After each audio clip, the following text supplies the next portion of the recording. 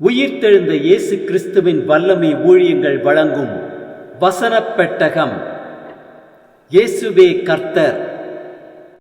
இயேசுவையே தேவன் ஆண்டவரும் கிறிஸ்துவுமாக்கினார். இயேசுவே ராஜாதி ராஜா, கர்த்தாதி கர்த்தா. கிறிஸ்துவே மரித்தோர் மேலும் ஜீவனுள்ளோர் மேலும் ஆண்டவர். கிறிஸ்துவே போதகரும் ஆண்டவருமாயிருக்கிறார். வசனப் பெட்டகத்தின் இன்றைய தின கருப்பொருள் ஊழியக்காரனாயிருப்பது. கர்த்தருடைய ஊழியக்காரன் சண்டை பண்ணுகிறவனாயிராமல் எல்லாரிடத்திலும் சாந்தமுள்ளவனும் போதக சமர்த்தனும் தீமையை சகிக்கிறவனுமாயிருக்க வேண்டும். ஊழியக்காரனாய் இருப்பதை குறித்ததான வேத வசனங்களை பார்க்கலாம். கலாத்தியர் 5:13 வாசிக்கிறோம், சகோதரரே, நீங்கள் சுவாதீனத்திற்கு அழைக்கப்பட்டீர்கள். இந்த சுவாதீனத்தை நீங்கள் மாம்சத்திற்கு ஏதுவாக அனுசரியாமல் அன்பினாலே ஒருவருக்கொருவர் ஊழியம் செய்யுங்கள். எபேசியர் 6:5-8 வரை உள்ள வசனங்களில் வாசிக்கிறோம், வேலைக்காரரே, நீங்கள் கிறிஸ்துவுக்கு கீழ்ப்படுகிறது போல சரீரத்தின்படி உங்கள் எஜமான்களாயிருக்கிறவர்களுக்கு பயத்தோடும் நடுக்கத்தோடும் கபடற்ற மனதோடும் கீழ்ப்படிந்து மனுஷருக்கு பிரியமாயிருக்க விரும்புகிறவர்களாக பார்வைக்கு ஊழியம் செய்யாமல் கிறிஸ்துவின் ஊழியக்காரராக மனப்பூர்வமாய் தேவனுடைய சித்தத்தின்படி செய்யுங்கள்.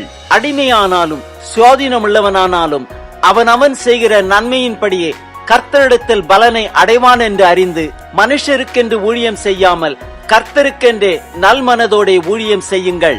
எபேசியர் 4:1-2-3 வாசிக்கிறோம், ஆதலால் கர்த்தர் நிமித்தம் கட்டுண்டவனாகிய நான் உங்களுக்கு சொல்லுகிற புத்தி என்னவெனில், நீங்கள் அழைக்கப்பட்ட அழைப்புக்கு பாத்திரவான்களாய் நடந்து மிகுந்த மனத்தாழ்மையும் சாந்தமும் நீடிய பொறுமையும் உடையவர்களாய் அன்பினால் ஒருவரை ஒருவர் தாங்கி சமாதான கட்டினால் ஆவியின் ஒருமையை காத்துக் கொள்வதற்கு ஜாக்கிரதையாயிருங்கள். எபேசியர் 4:12-13 வாசிக்கிறோம், பரிசுத்தவான்கள் சீர்பொருந்து பொருட்டு சுவிசேஷ ஊழியத்தின் வேலைக்காகவும் கிறிஸ்துவின் சரீரமாகிய சபையானது பக்தி விருத்தி அடைவதற்காகவும் அவர் சிலரை அப்போஸ்தலராகவும் சிலரை தீர்க்கதரிசிகளாகவும் சிலரை சுவிசேஷகராகவும் சிலரை மேய்ப்பராகவும் போதகராகவும் ஏற்படுத்தினார். பிலிப்பியர் 2:6-7-8 வாசிக்கிறோம், அவர் தேவனுடைய ரூபமாயிருந்தும் தேவனுக்கு சமமாயிருப்பதை கொள்ளையாடின பொருளாக எண்ணாமல் தம்மைத்தாமே வெறுமையாக்கி அடிமையின் ரூபமெடுத்து மனுஷர் சாயலானார். அவர் மனுஷ ரூபமாய் காணப்பட்டு மரண பரியந்தம், அதாவது சிலுவையின் மரண பரியந்தமும் கீழ்ப்படிந்தவராகி தம்மைத்தாமே தாழ்த்தினார். 2 தீமோத்தேயு 3:16-17 வாசிக்கிறோம், வேத வாக்கியங்கள் எல்லாம் தேவ ஆவியினால் அருளப்பட்டிருக்கிறது. தேவனுடைய மனுஷன் தேறினவனாகவும் எந்த நற்கிரியையும் செய்ய தகுதி உள்ளவனாகவும் இருக்கும்படியாக அவைகள் உபதேசத்துக்கும் கடிந்து கொள்ளுதலுக்கும் சீர்திருத்தலுக்கும் நீதியை படிப்பிக்குதலுக்கும் பிரயோஜனமுள்ளவைகளாயிருக்கிறது.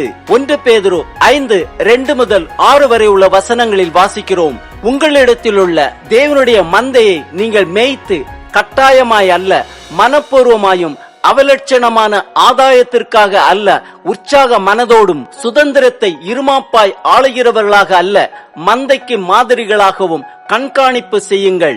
அப்படி செய்தால் பிரதான மேய்ப்பர் வெளிப்படும் போது மகிமையுள்ள வாடாத கிரீடத்தை பெறுவீர்கள்.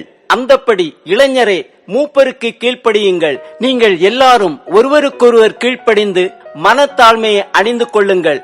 பெருமை உள்ளவர்களுக்கு தேவன் எதிர்த்து நிற்கிறார், தாழ்மை உள்ளவர்களுக்கோ கிருபை அளிக்கிறார். ஆகையால் ஏற்ற காலத்திலே தேவன் உங்களை உயர்த்தும்படிக்கு அவருடைய பலத்த கைக்குள் அடங்கியிருங்கள். ஆம், கர்த்தருக்கு ஊழியம் செய்கிற நாம் சண்டை பண்ணுகிறவர்களாயிராமல் எல்லாரிடத்திலும் சாந்தமுள்ளவர்களாகவும் போதக சமர்த்தர்களாகவும் தீமையை சகிக்கிறவர்களாகவும் இருக்க வேண்டும். மனுஷருக்கென்று ஊழியம் செய்யாமல் கர்த்தருக்கென்றே நல்மனதோட ஊழியம் செய்வோம். அப்பொழுது பிரதான மேய்ப்பராகிய இயேசு கிறிஸ்து வெளிப்படும் போது மகிமையுள்ள வாடாத கிரீடத்தை பெறுவோம்.